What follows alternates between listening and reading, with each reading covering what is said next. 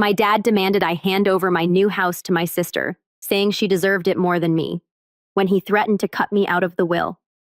I revealed proof his favorite daughter had already betrayed him for money behind his back. I never expected to be fighting over my own house with my own father. But here we are. For context, I 32M bought my first home last year. It wasn't a mansion or anything, but it was mine, a cozy little 3-bedroom house in a quiet neighborhood. I worked hard for years, saving every penny while watching my older sister Emily 35F get handed everything on a silver platter. Our parents always favored her, but I never thought it would come to this. A few weeks ago, my dad called and asked if he could drop by. I didn't think much of it until he showed up with Emily in tow, both looking unusually smug. We sat down in my living room, and after some small talk, my dad dropped the bombshell. Dad, so your sister's been going through a really tough time lately, and we've been thinking you should give her your house. I actually laughed out loud. Do me what? Emily just sat there with her arms crossed, looking bored like this was all already a done deal. Dad, she needs it more than you do. You don't have a family, you don't have kids. This house is too much for just one person. She's struggling right now, and it would be the right thing to do. Now, to clarify, Emily is not struggling. She's just irresponsible. Our parents gave her a house 5 years ago, a beautiful 3-bedroom place in a much nicer neighborhood than mine. But what did she do? She sold it within a year, blew through the money on business ventures, aka pyramid schemes and impulsive spending, and has been living off our parents ever since. And now they wanted me to clean up her mess again. Me, no, absolutely not. Dad's face turned red. Emily scoffed. Ugh, I knew you'd be selfish about this. Me selfish, I bought this house with my own money. I didn't get a free house handed to me and throw it away. Well, see, Dad, watch your tone. She's your sister. You have a responsibility to help her. I couldn't believe what I was hearing. It was their responsibility to enable her, and now that they were running out of ways to bail her out, they expected me to sacrifice everything I worked for. Then Dad pulled out his trump card. If you don't do this, don't expect to see a cent from me when I'm gone. I'll cut you out of my will. Oh no, anyway. This point I was done playing nice. I stood up, walked to my office, and pulled out a neatly organized folder from my filing cabinet. When I came back, I dropped the paperwork on the table in front of them.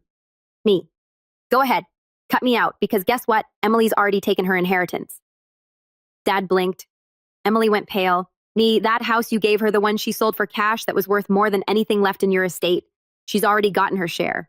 I, on the other hand, have gotten nothing from you my entire life, so go ahead, write me out. But don't come knocking when you need help, because I won't be there. Silence. Dead silenced. Emily's jaw clenched. Dad's face went from red to ghost white, and then Dad snapped, "How dare you throw that in our faces after everything we've done for you?" I let out a bitter laugh. Everything they've done for me that was rich, really. Everything you've done, because from where I'm standing, the only thing you've ever done is bend over backward for Emily while expecting me to just deal with it. Emily, finally shaking off the shock, slammed her hands on the table and practically screeched. That house was a gift. You can't put a price on family support. Then I told her, sure, but apparently you can put a price on mine, and it's exactly one house. Dad pointed a finger at me, voice low but furious. You ungrateful brat. You'd rather see your own sister homeless than help her out. Now, let's get one thing straight. Emily wasn't homeless. She had been living in our parents' guest house for free since she blew through the money from selling her house. She had no rent, no bills, and no responsibilities. Meanwhile, I had worked my ass off for everything I had, and now they wanted to rip it away from me because Emily didn't feel like being an adult. I shook my head. You know what? This conversation is over. I'm not giving her my house, and if you're going to cut me out of your will over this, go ahead, because I don't need anything from you. I still stood up, walked to the front door, and opened it. Now get out of my house. Dad's eyes widened like he couldn't believe I was actually kicking them out. You can't be serious. Dead serious? This is my house, and I'm done with both of you. Emily got up in a huff, grabbing her designer handbag, probably bought with Dad's money, and stormed out first. Dad hesitated for a moment as if expecting me to back down, but when he saw that I wasn't budging, he finally muttered something about me being a disappointment and followed Emily out the door. I shut it behind them and locked it. I wish I could say that was the end of it, that they saw reason and left me alone, but no. The real war was just beginning, because a few days later, I found out that Dad wasn't just cutting me out of the will, he was trying to take my house. A few days passed, and I thought that was the end of it, that I had finally shut the door literally and figuratively on my father and Emily's entitlement. I was wronged. It started with a phone call from my realtor. Hey, I just got a weird inquiry about your house. Someone claiming to be your father asked if the property title was in your name or still under family ownership. Yeah. I nearly dropped my phone. Family ownership. What the hell was he talking about? I reassured my realtor that the house was 100% mine and hung up, but something felt off. Why would my dad, who had no financial stake in my home, be sniffing around like this? Then that very night, I got a notification from my security cameras. Motion detected front door. My stomach dropped. I pulled up the footage on my phone, and there they were, Emily and my dad, standing on my front porch with a locksmith. I immediately turned on the microphone function and spoke through the camera. "Can I help you?" The locksmith literally jumped when he heard my voice, looking around in confusion. My dad, however, didn't even flinch. "We're just checking something, son. Don't make this difficult." Emily was smirking, arms crossed, like she had already won. "Checking what exactly?" I asked. The locksmith hesitated. They said they were the owners, that they lost their keys and needed the locks changed." Oh, hell no. I quickly grabbed my car keys and sped home. I was furious. If I hadn't gotten that notification, I don't even know what I would have come back to. Would they have moved in, changed the locks, thrown my stuff onto the street? When I pulled up, the locksmith was still standing there awkwardly, clearly realizing he'd been lied to. I said, "You don't live here, and you sure as hell don't own this house." The locksmith looked at me, then at my dad, then back at me. Locksmith then asked me, "Sir, do you have proof of ownership?" I pulled out my phone and opened my property deed. "This is my name on the title, not his, not hers." Fine. The locksmith immediately stepped back and muttered an apology. Dad, however, wasn't backing down. He said, "You have no right to treat me like this. I raised you, I provided for you, and this is how you repay me." I chuckled, "By stopping you from committing literal fraud." "Yeah, I guess so." Emily groaned, clearly losing patience. "Dad, let's just call the cops. He can't just kick us out of our own house." I laughed like full-on bent-over wheezing laughter. "Your own house? You really believe that?" She shrugged. Dad said, "It's still technically the family's." And there it was, their real plan. My father, this man who spent my whole life favoring Emily, handing her everything while giving me nothing, actually thought he could just will my house into existence as family property. At this point, I was done being polite. That I said, "All right, let's call the cops." "Yee?" Dad and Emily froze. That I laughed. "Oh, what's wrong? I thought you wanted to call them. You think they'll agree with you, that they'll just kick me out of my own home?" Dad's eyes darted toward his car, clearly debating whether he should just leave. But Emily, she doubled down. "You can't prove this house wasn't meant for me. Dad said he always planned for me to have it." Oh, that was cute. I pulled out my phone, tapped a few times, and pulled up the emails from my bank. Oh, really?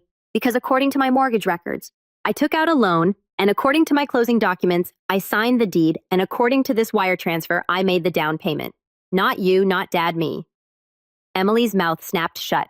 I added, "So please call the cops. I'd love for them to hear you try to explain how you're entitled to a house you have absolutely no legal connection to." Dad grabbed Emily's arm. "Let's go." Emily hesitated, but Dad yelled, "Now." They stormed off, Emily seething. Dad muttering something under his breath. I stood there, arms crossed, watching them drive away. As their car disappeared down the street, I took a deep breath, trying to calm the rage boiling inside me. Then I turned to the locksmith. He was already loading his tools into his truck, clearly eager to get the hell out of there. "Not so fast. Hey, we need to talk." He flinched but tried to play it cool. "Look, man, I didn't know." "You didn't know, that's your excuse." He sighed, rubbing the back of his neck. "They told me it was a family home and that they'd lost their keys. It happens all the time. People get locked out." I cut him off. "And you didn't think to check? No ID, no proof of ownership. Just some random guy saying, 'Yeah, I totally own this place,' and you're ready to start drilling." He had the nerve to look annoyed. "Look, I don't need this. I didn't even start working yet." "Oh, hell no. You showed up at my house. You pulled out your tools. You were about 5 seconds away from breaking in." He held up his hands. "I get it, okay. I should have asked for ID first." I took a step closer. "Damn right you should have. If I hadn't caught you, you would have changed my locks for 2 people who were about to illegally move into my house." He sighed loudly, like he was the one being inconvenienced. "Fine, I'll be more careful next time. Are we done?" I narrowed my eyes. "Not even close. Give me your business card." That got his attention. Why? Because I want the name of the company that almost helped my dad commit fraud. His jaw tightened. "Come on, man, I didn't know. I was just doing my job." And your job requires verifying ownership before drilling into someone's door, right? Silenced. I held out my hand, the card now. He let out a frustrated breath, yanked a card from his pocket, and slapped it into my palm. Thanks. Oh, and by the way, if I ever catch you trying to break into my house again, I won't just be having a conversation, I'll be calling the cops. He muttered something under his breath, climbed into his truck, and peeled out of my driveway. I looked down at the card, time to make some phone calls. I walked back inside, still gripping the locksmith's business card. My heart was pounding, not from fear, but from sheer rage. Dad and Emily had actually tried to break into my house, not just manipulate, not just guilt trip break in, that I needed to make a few calls first. I dialed the locksmith company. A woman answered, sounding cheerful. Thanks for calling. Company name. How can I help you? Yeah, I need to file a complaint. One of your guys just showed up at my house and was about 5 seconds from drilling my lock because 2 random people told him to. No verification, no proof of ownership, nothing. He was about to help them illegally break into my home. There was silence for a moment. Then, in a much more serious tone, she said, "That definitely shouldn't have happened. Do you have the technician's name?" I read off the name on the card. "We take this very seriously. I'll escalate this to management immediately." Good, because if I ever see one of your locksmiths doing something like this again, I won't be calling customer service. I'll be calling the police and my lawyer. She stammered out an apology, but I'd already hung up. Next, I needed to make a legal move. I called my lawyer.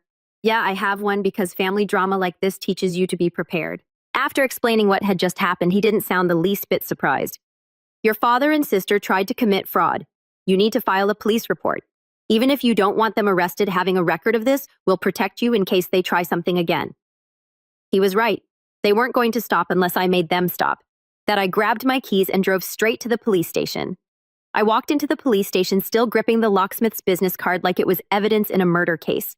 My mind was racing. I didn't want to get law enforcement involved in family drama, but Dad and Emily had crossed the line.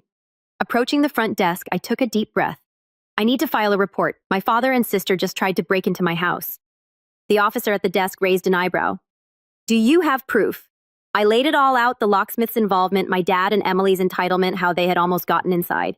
I even showed him the security footage from my phone, which clearly captured my dad standing by while the locksmith prepped his tools. The officer nodded. Yeah, that's definitely an unlawful entry attempt. You're the legal owner of the house, right? I pulled out my paperwork. My name's the only one on the deed. He studied it for a moment, then looked back at me. We can file this as an attempted unlawful entry since they didn't actually break in. It's not full-blown trespassing, but if they try this again, they're looking at serious charges. That was exactly what I needed, a paper trail. After signing the necessary forms, I walked out of the station feeling lighter, but I knew this wasn't over. Sure enough, my phone buzzed the second I got in my car. Dad. I let it go to voicemail. Seconds later, Emily's name popped up on the screen. I ignored her too.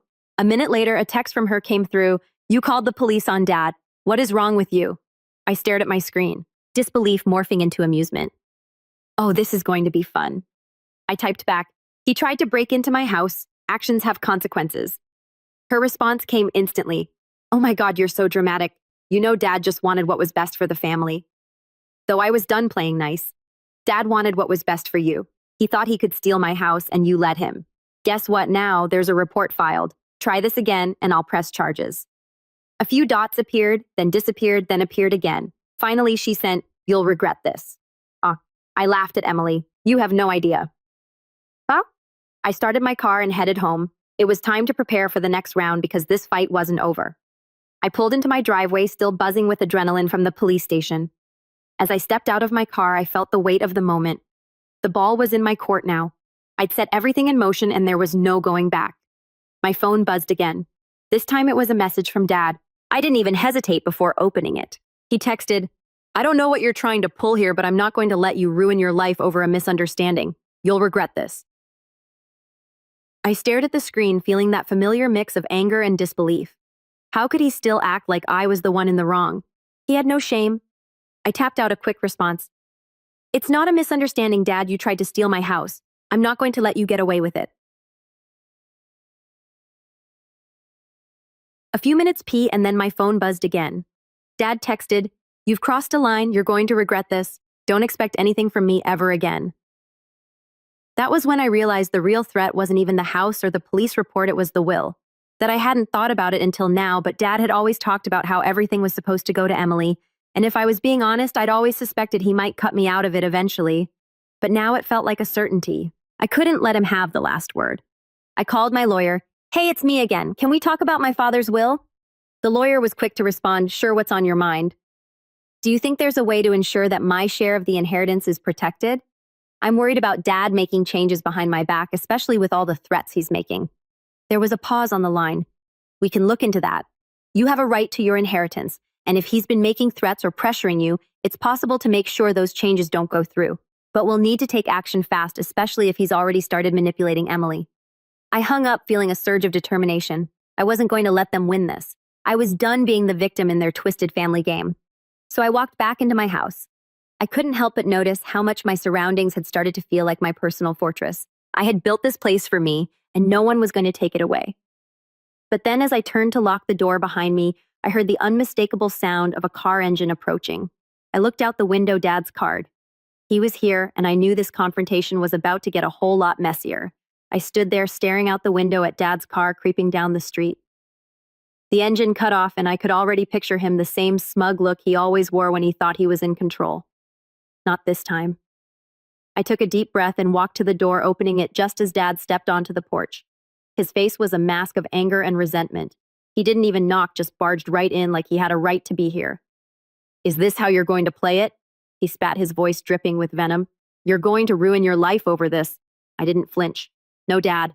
I'm just making sure you can't ruin mine anymore. His eyes narrowed. What the hell are you talking about? I stepped closer, putting a few inches of distance between us. You've already tried to steal my house, tried to break in with Emily's help, but that's not all. I called the cops, filed a report. I've got proof. You can't keep getting away with this crap, and you're sure as hell not going to get your hands on this house.